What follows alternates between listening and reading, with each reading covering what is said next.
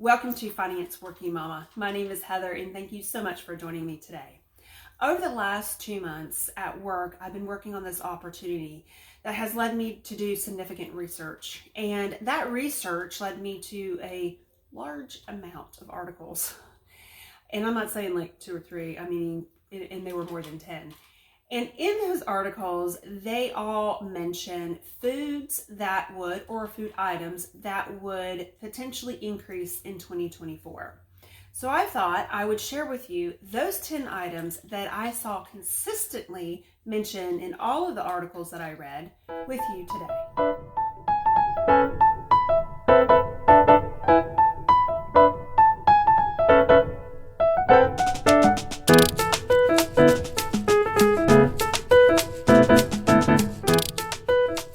Rounding out the end of February, and January I didn't see this as much, but I've noticed in February that certain things I am purchasing, they're starting to tick up a bit in price. We've definitely seen that in eggs, and it sort of makes sense because with the research that I've come across, the number of articles that I've read, now it sort of all makes sense. So what are the items that potentially you see an increase in 2024? Now, I'm going to state, none of which I'm going to tell you. I'm encouraging you to run out and stockpile these items or the items that you and your family use. I am providing this information to you to make you understand what potentially could happen in 2024. And knowing that it potentially could happen, how to set your buying of your grocery items differently throughout 2024. Probably looking at the sales papers, determining what items are on for sale, and maybe instead of grabbing one, grab an extra one, having 2 versus just 1. So what are those items? Well, I'm going to sort of group these up, but they're 10. And the first 3 I am going to talk about sort of makes sense because in all the reading that I have had, it all talked about how the grain market really was affected in 2023's growing cycles. Apparently, we had really bad weather and storms and drought. Now, I didn't realize that because I felt like, at least in my neck of the woods, we had a lot of rain last year.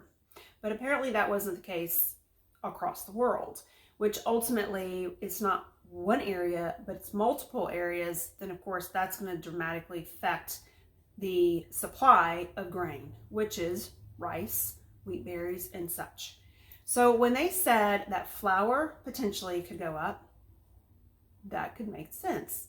Then they mentioned that pasta, which of course is made out of flour, and then they mentioned as well as rice. Now, rice, as we know now, because of gluten intolerance, that rice even goes into pasta. So it all sort of makes sense. So what happened exactly in 2023? Well, like I mentioned, I didn't realize that there was such bad weather across the country as well as the world that could have led us to where we are today, that grain prices are up. Now remember, all the items I'm talking about are commodities. So what does that mean necessarily? Well, it all means that there's a price, and the price is driven by the supply. And what they're predicting is in 2024 that you'll see particularly those items go up because there was less of a supply in production. What are some other items? Well, let's talk about vegetables.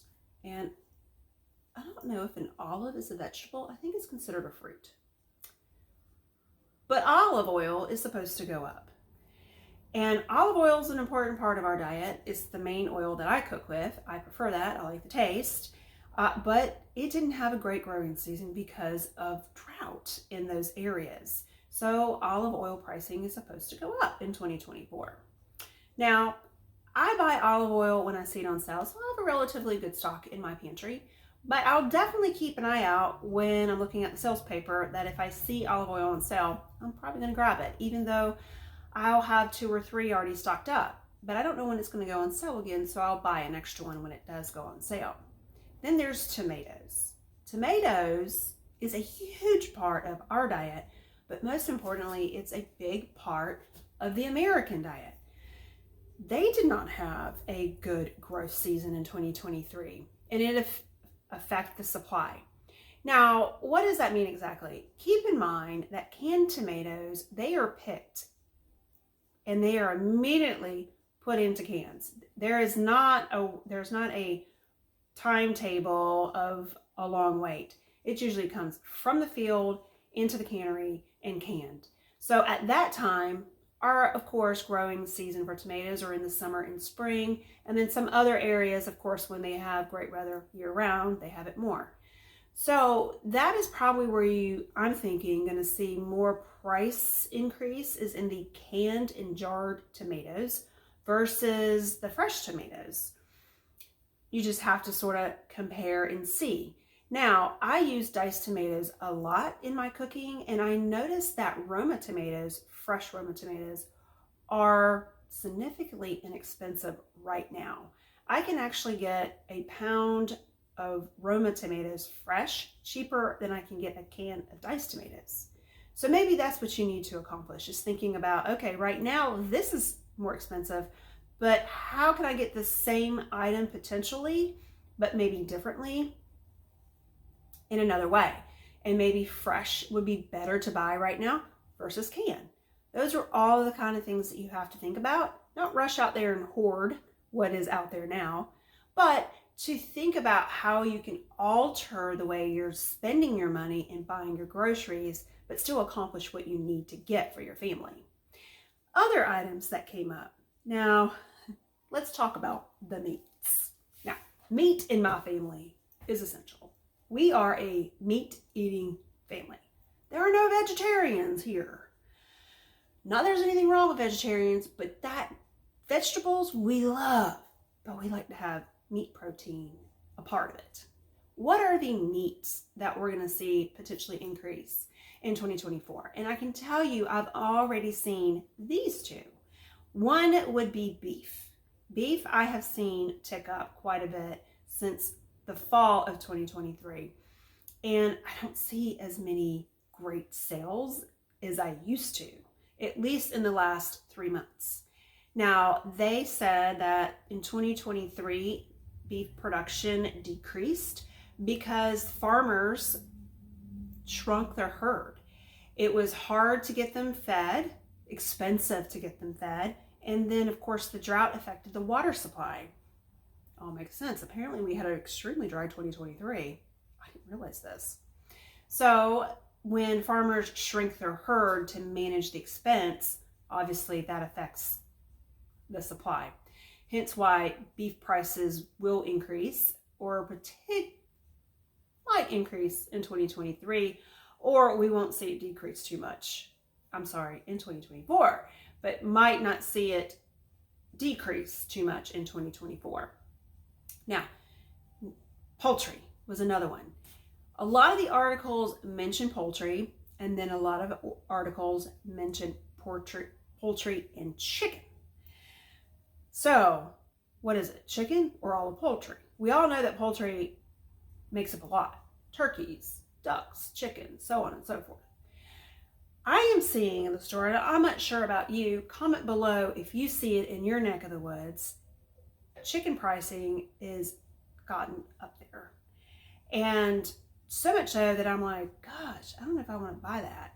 However, turkey is a lot more cheaper, and it's actually on sale more. So I'm thinking it's more chicken driven of the increase of pricing. Chicken production was probably affected for the same reasons as the beef production occurred. So what does that mean for you and your family? Well, if turkey is cheaper, maybe switch to turkey versus buying chicken. And let's just hope that turkey stays cheaper and not all of poultry getting expensive. Please give us a break somewhere. But again, change your buying habits. Maybe not buy chicken, but buy turkey. Last but not least, fish. I'm not a big buyer of fish for the house. My husband likes it. I should probably buy it more. It's healthier. However, I'm a very picky fish eater, and if I'm going to eat fish, it's usually going to be at a restaurant that I know cooks it really well and I know has fresh fish. They say salmon is going to increase in 2024. Now, I have noticed in the stores lately, they have a lot of salmon for sale, on sale, and they say that the increase in salmon prices potentially is driven by the import and export of salmon, and a lot of the issues over in Russia and Ukraine is affecting all of the importing of salmon.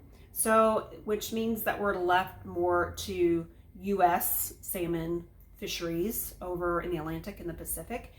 And of course, you know, they mentioned that yes, we have our own supply, but there's also been what they call a heat wave that has changed the direction of our water and has driven fish in different directions, but also has changed the ecosystem of the water that breeds fish, healthy fish environments. So all of that being said, they predict that salmon will more than likely at some point increase in 2024. So if you are a salmon lover and you like to buy it and make it in your house, I would start looking at the stores right now, because right now I'm seeing in North Carolina, they have been on sale, salmon fillets, just about every single week. So if you usually buy a couple fillets, you might want to buy a couple more. That way you have it on stock. But if you like fish and you usually eat salmon, think about another fish that seems to be doing well and seems to be on sale. Just change again your buying habits. Let's go to last but not least. Let's talk about dairy. Now, we all know that eggs, oh my gosh, eggs have gone up. That dang virus, I swear, it has come back and it's affecting the production of our eggs. I'm hoping that they can gain control of this virus that's affecting the incredible edible egg, and we can start seeing those prices decrease later in 2024. But right now, I was at the grocery store just today, March 1st, just today, and a 12 dozen eggs were $4 and like 50 something cents.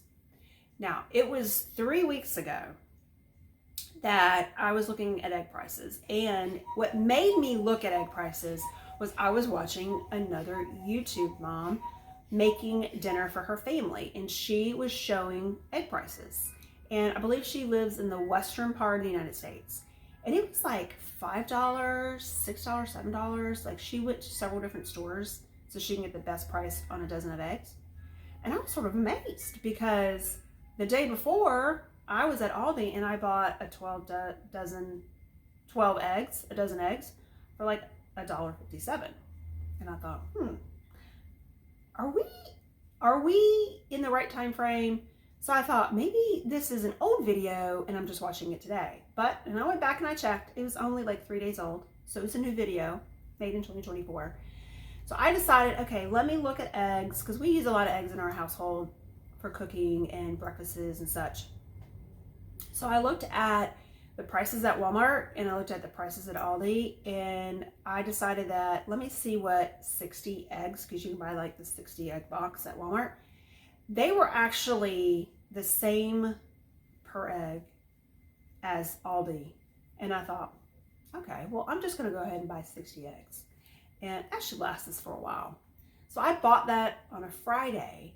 And then by Monday, prices at Walmart for that same case of eggs doubled. So it went from like $7 to close to $14, almost $15. That's how much egg prices increased in North Carolina, like overnight. And it appeared by watching other people that the South had less of, we got the end of the pricing. It hit us last, where it was hitting maybe the Midwest and the West a lot sooner than it was in the South. But There we go. We have eggs on the rise again. We all lived through it the first time. We'll live through it the second time. Just think outside of your box. What are you going to do differently? And most importantly, look for the sales opportunities. Now, butter. Butter is the last of the 10 that I'm going to talk to you guys about. It is apparent that, of course, weather, environment has affected the production of milk. And unfortunately, the dairy cows that produce this milk, they're not producing as much milk as they have before because of, they say, their food and the environment and their situation. On top of the fact that, again, farmers have decreased their herd to support the expense of taking care of their herd. So butter is going to be affected. Now, I've seen a price increase here, price increase there. I have not seen any butter sales by any means. Usually you'd see it like once a quarter, but I have not yet seen butter on sale. And what I'm saying is, guys, by no means am I asking you to go out and hoard turkey and beef, chicken and beef and rice and pasta and eggs and butter. I am encouraging guys to look at how you grocery shop differently. You know what your family consumes. You know how often they go through it. So buy accordingly. And please look at your sales papers. Now, I'm a busy person, just like everybody else. I have a pretty time demanding job. I don't have like a clock where I can clock out and clock on. If a client calls me or an opportunity arises, I have to be prepared to take it, regardless if it's the weekend or not. So my time is quite demanding. And then I have children and I have a family and I want to spend time with them. So yes, my time is limited just like everybody else. However, I did start the behavior of looking at the sales papers. And I typically try to only buy items on sale. I look, very fortunately and unfortunate, because not everybody has this in their town or where they live. About a mile from my house, and it's called Main Street. It's called North Main Street in High Point. There are 5 grocery stores that I can get to in less than 5 minutes. Down that street, I have a Publix, a Harris Teeter, a Food Lion, a Walmart, and an Aldi. So it is very convenient for me to look at the sales items, the sales papers, and write down the actual good sales that I need to stop by that store to get. I can easily hit all 5, and not that I've hit all 5 because we don't have that many great sales going on at one time. But typically Aldi is my number 1 store that I go to. They are the cheapest prices in town. They don't carry everything, so whatever they don't carry, I go to Walmart. Now, I obviously look at the sales prices at Aldi's every week, at Food Lion and Harris Teeter and Publix, and I see what they have on sale. I see if it's actually cheaper than what I would get it at my cheapest grocery store, which is Aldi or Walmart. And if it is, I'm going to write that down and I'm going to shoot over there and just go in and just grab that item or items that are on sale. That's the trick, guys. That is the trick, is to go in there and only buy what you have on your list. Because that's where you can get in trouble, is when you start like aisle shopping. So my dad, he is the shopper in my mom's house. They live in Florida. And so if there's items that he needs to get, he has it on his list. He walks straight into that grocery store. He buys exactly what's on that list and he walks straight out. Not me. I like to go in and peruse the aisles. I like to see what they have. What new items do they have? What things do they have on sale? That leads to nowhere good. Guys, look at your sales items, write it down, and then walk in, get only those items, and walk out. That's where you save your money. Shop your sales. You're going to say, I don't have time, I'm too busy. Well, I don't have time either. No, I don't. But I've made saving money a hobby. I had someone the other day ask me, what are your hobbies? And I'm sure they were going to say, oh, this, running, because it used to be running until I had both hips surgery on in less than 24 months. So I have to pick a new hobby that's less intensive on my lower body. I say, it's saving. And they were like, and they look on their face like, huh? I'm I'm like, yes, it's saving money. That takes work. That takes focus. That takes some energy. And I love to save money. And guess what? It doesn't cost me anything. It actually helps me save money. The hobby of saving money. So quick story, I was facilitating a class probably like 2 years ago. And I want to say there were 20 people in there.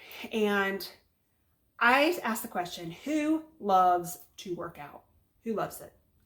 And one person, I kid you not, like one person raised their hand and said, yeah, I like working out. Then I said, okay, so if you had two choices in life, you had to pick one of the two, and they were the following. One, you have to work out every day. Or two, you have to focus on your finances, your 401k, and your savings, and your debt. Would you choose one or would you choose two? If you would choose one, raise your hand right now. And I'll be dang, every one of them raised their hand that they would rather work out than talk about money. The same group of people that didn't raise their hand because they enjoyed working out, but they would choose to work out versus talking about financing. Guys, it's not a fantastic topic. Money, gosh, we make it, we work hard for it, and then we just want to enjoy life. I get it. I'm there too. However, make it a hobby. Think about ways that you can choose not to spend your money and think of ways of how to save your money. If you make it a hobby and you change behaviors, you would be so surprised what your bank account will look like. I think we are a part of a society where everyone feels like they have to have stuff or be just like the Joneses. Let's not be like anyone other than who you are and what your family represents. Let's take care of you and your family. And let's not worry about anyone else. Because again, the only thing that you can control is your household. So run it like a business. Choose wisely on where you're going to spend your money. Look for those opportunities to save. And most importantly, be thoughtful in everything that you do every day. It's not a weekly thing, monthly thing. It's an everyday thing. Thank you guys. Thanks so much for joining me today. And I hope some of this was informative to you. I hope it allows you to think outside your box of maybe, okay, that's going to be more expensive. So what else can I buy to replace it, to change up our diets? But when you go outside the box, that's when things get more exciting, right? When you go outside your box, it challenges you. You come up with better and brighter ideas, and you might find something, a new recipe, maybe a new food that your family falls in love with. Thank you guys. Enjoy your day and make sure you stay safe and stay encouraged.